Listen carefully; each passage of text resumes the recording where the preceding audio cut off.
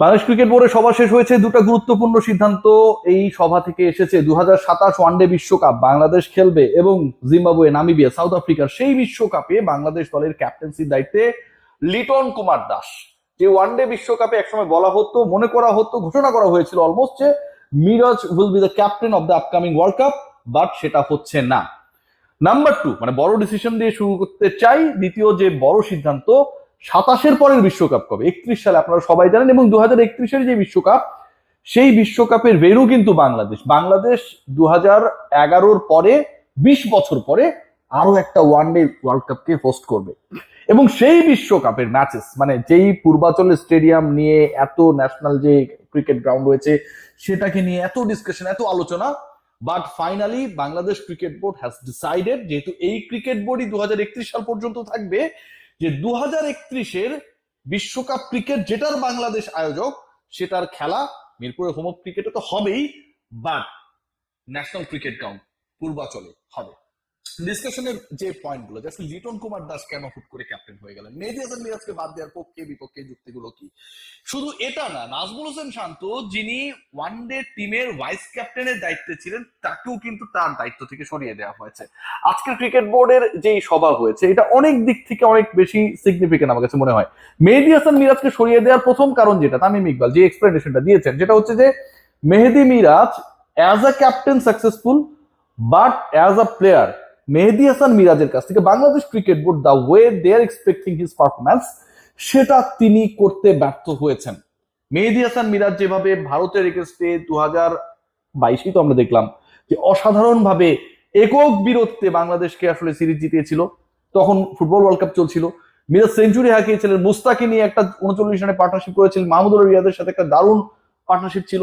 সেই মেহেদী Hasan Miraj is falling, তার batting থেকে কোনো কিছু আসছে না, বোলিং নির্বিষ, এবং এলপিএল শেষে দেশের পথে, যদিও এলপিএল এখনো চলছে, লঙ্কান প্রিমিয়ার লিগের কথা যদি বলি।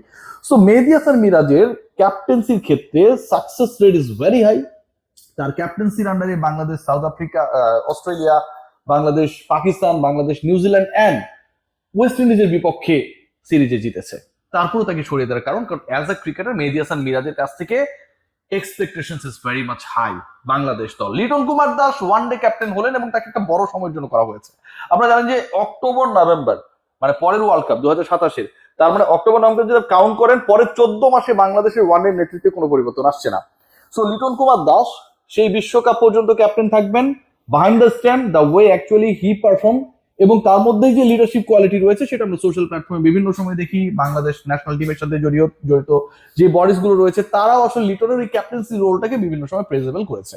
সো সবকিছু মিলিয়ে লিটন যেহেতু হোয়াইট বলের ক্যাপ্টেন্সি, এবং তিনি অলরেডি টি20-তে সাকসেসফুলি ডান করেছেন তার রোলটা, ওয়ানডেতে তাকে ক্যাপ্টেন বানানোর ব্যাপারে মিরাজকে সরিয়ে দ্বিতীয়বার বাংলাদেশ ক্রিকেট বোর্ডকে ভাবতে হয় নাই। আজকের মিটিং এ গুরুত্বপূর্ণ আরো একটা সিদ্ধান্ত হয়েছে, এবং সেই সিদ্ধান্তের সবকটা কথা প্রেসিডেন্ট তামিম ইকবাল ব্রিফিং এ বলেন না। যেই আলোচনাটা হয়েছে, যেভাবে হয়েছে, সেই আলোচনাটা আমার কাছে মনে হয় যে এক্সপ্লেইন করা দরকার। আপনারা সবাই জানেন যে বাংলাদেশের সাথে ভারতের যে শর্টার ভার্সনের সিরিজ রয়েছে, টি20 ওয়ানডে বাংলাদেশে খেলতে আসবে। গত বছরের যে অগাস্টে সিরিজটা হওয়ার কথা ছিল, পলিটিক্যাল নানা ইস্যুর কারণে সেটাকে পিছিয়ে দেওয়া হয়, এবং শেষ পর্যন্ত সেটা সেট করা হয় যে 2026-এর সেপ্টেম্বরে অনুষ্ঠিত হবে। রাইট, 2026-এর সেপ্টেম্বর চলে আসছে, আগস্ট অলমোস্ট কামিং, আর মাত্র 2 দিন পরেই আমরা আগস্টে পদার্পণ করব। কিন্তু সেপ্টেম্বরে ভারত আসলে বাংলাদেশে আসবে কিনা, এই ব্যাপারে এখন পর্যন্ত আমরা কোনো বাংলাদেশ ক্রিকেট বোর্ডের পক্ষ থেকে স্ট্রেইট কাট অ্যান্সার পাই নাই। ইন্ডিয়ান ক্রিকেট বোর্ডও কোনো কিছু বলছে না। ঝামেলা যেটা, যে কারণে আসলে এই ব্যাপারে বলা হচ্ছে না, এবং আসলে এই সিরিজটা কোন অবস্থায় রয়েছে, সেই প্রশ্নের উত্তর যদি আমরা মেলানোর চেষ্টা করি, সেখানটায় 2টা পয়েন্ট পাওয়া যায়। দেখুন, এই যে সিরিজ, এটা হওয়া না হওয়ার সাথে জড়িত ছিল সবশেষ ওয়ার্ল্ড কাপে বাংলাদেশ অংশগ্রহণ করা না করা। বাংলাদেশ ইন্ডিয়া গিয়ে খেলবে না, that was totally a political call. ক্রিকেটাররা বলেছে, সবাই বলেছে। যেহেতু পলিটিক্যাল কলের কারণে দুই দেশে ক্রিকেটীয় সম্পর্ক নষ্ট হয়েছে, ক্রিকেটীয় সম্পর্কের জায়গাটাকে প্রপার করতে হইলে, সিমেন্ট করতে হইলে, আপনাকে ওই ডিসিশনটা পলিটিক্যালি আসতে হবে। পলিটিক্যাল কলের কারণে বাংলাদেশ এবং ভারতের ক্রিকেটীয় সম্পর্ক নষ্ট হয়েছে। সো পলিটিক্যাল কলের মাধ্যমে এই ক্রিকেটীয় সম্পর্ককে, আমি যদি রিপিট করি, আবার সিমেন্ট করতে হবে। বাংলাদেশ এবং ভারতীয় cricket board, they are eager, তারাও আসতে চায়, বাংলাদেশও খেলতে চায়, এটাতে কোনো সমস্যা নেই। মেল চালাচালি হচ্ছে, সেটা তামিম ইকবাল বলেছেন। but a political call. There must be an invitation from Bangladesh government to India that we are expecting আপনারা এসে বাংলাদেশে প্রপোজড সিরিজটা খেলে যান।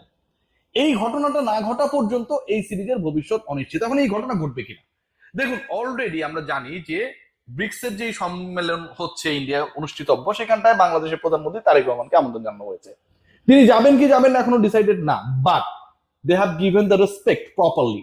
সো ওই জায়গা থেকে তারেক রহমান যদি সেখানটায় যান, দুই দেশের মধ্যে যে সংকটের জায়গাটা রয়েছে, বাংলাদেশের নির্বাচিত সরকারের প্রতিনিধি হিসেবে প্রথম ভারত সফর হবে, সেটা একটা বড় রোল প্লে করবে এই যে আইসটা সেটাকে ব্রেক করার ক্ষেত্রে। সো আমার কাছে মনে হয় যে পলিটিক্যাল কল টোটালি, এবং বাংলাদেশ গভর্নমেন্ট ডেফিনেটলি ক্রিকেটীয় ডিসিশন মেকিং এর ক্ষেত্রে তাদের পলিটিক্যাল কল আরো একবার ভারত এবং বাংলাদেশের সম্পর্ক নষ্ট করার বা সিরিজ না হওয়ার ক্ষেত্রে রোল প্লে করবে, সেটা করবে না। প্রিভিয়াস গভর্নমেন্ট সেটা করেছে, সেটা রিপিটেশন আমরা দেখবো না। সো ইন্ডিয়া অ্যান্ড বাংলাদেশের সিরিজ প্রবাবলি আমার কাছে মনে হয় যে এটা কম আছে, এবং সেপ্টেম্বরের ফার্স্ট উইকে এটা মাঠে করাবে as per I strongly believe.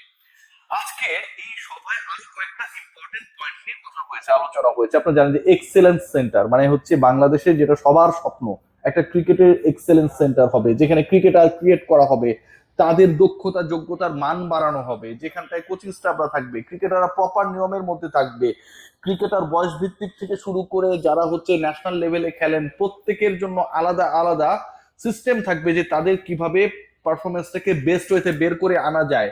Gymnasium facilities থেকে শুরু করে medical everything will be there. এই যে এক্সেলেন্স সেক্টর নিয়ে এত আলোচনা, এক্সেলেন্ট কথাবার্তা বিভিন্ন সময় হয়েছিল, সেই ব্যাপারটা ফাইনালি আলোর মধ্যে দেখতে যাচ্ছেন। তামিম ইকবাল খান এনশিওর করেছেন আগামী 2.5 থেকে 3 বছরের মধ্যে, মানে এই বোর্ডের মধ্যেই, এই বোর্ডের টেনিউরের মধ্যেই এক্সেলেন্স সেন্টার নিয়ে যে আলোচনাটা বাংলাদেশের ক্রিকেটে বিভিন্ন সময় আমরা দেখেছি, সেটা তিনি তার বোর্ডে করে দেখাবেন। Let's see what happen. But আজকের বোর্ড মিটিং এর সবচেয়ে সিগনিফিক্যান্ট পয়েন্ট বা ডিসকাশন যেটা হয়েছে ক্যাপ্টেন্সি নিয়ে, এবং সেখানটা একটা বড় চমকও রয়েছে। মিরাজের যে আসলে ক্যাপ্টেন্সির দায়িত্ব হারানো, সেটা আসলে চমকের কিছু না, লিটন দায়িত্বে ফিরবেন সেটা চমকের কিছু না, কিন্তু ওয়ানডের ভাইস ক্যাপ্টেন নাজমুল হোসেন শান্তকে সরিয়ে দেওয়ার সিদ্ধান্তটা কিন্তু চমকপ্রদ। নাজমুল হোসেন শান্তকে সরিয়ে সেখানে তাওহিদ হৃদয়কে ভাইস ক্যাপ্টেন করা হয়েছে, যিনি টি-20 টিমের vice captain. What does it mean? It means যে তাওহিদ হৃদয় is going to be the next captain of the white ball cricket. Tamim Iqbal খানের বোর্ডের আজকের এই ডিসিশন প্রকাশ্যে না বললেও অপ্রকাশ্যে ইন্ডিকেট করছে Towhid Hridoy is the next captain after Liton Kumar Das. Let's see what happen. But Hridoy তার পারফরমেন্স অনুযায়ী সেই জায়গাটায়, সেই রেসে খুব ভালোভাবেই রয়েছেন। সবাই ভালো থাকবে।